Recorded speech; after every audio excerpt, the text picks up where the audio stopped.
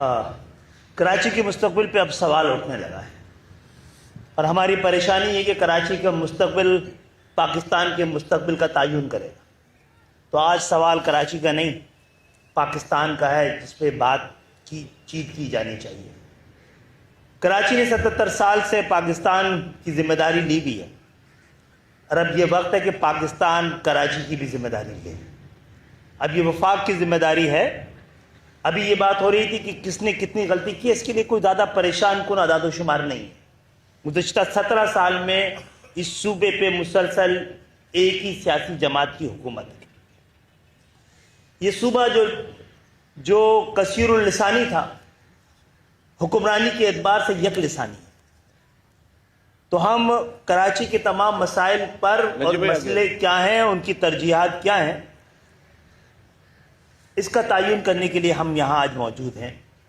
اور اسی لیے ہم نے وفاق کے نمائندے کو اور وفاق کے اس گھر کو، اس کے لیے ان سے درخواست کی تھی کہ اس ڈائلاگ کا آغاز کیا جا سکے۔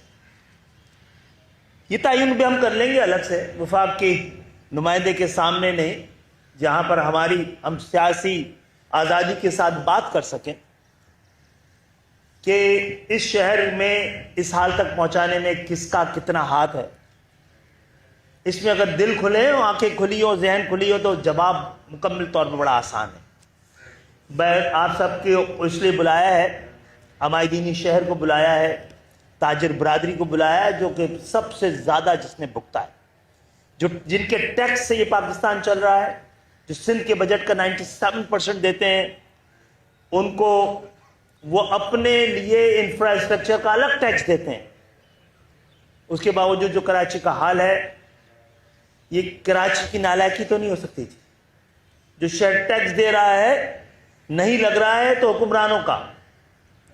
ہم لوگ کئی بار حکومت میں رہے ہیں، لیکن پاکستان میں حکمران ایک طبقے کا نام ہے، اور اللہ کا شکر ہے کہ ہم اس طبقے سے تعلق نہیں رکھتے، ہم عوام سے تعلق رکھتے ہیں، اور ہم نے یہ ممکن بنایا ہے کہ عوام کی رائے اسمبلیوں تک پہنچے اور عام لوگ، عام پاکستانی وہاں تک پہنچ سکیں۔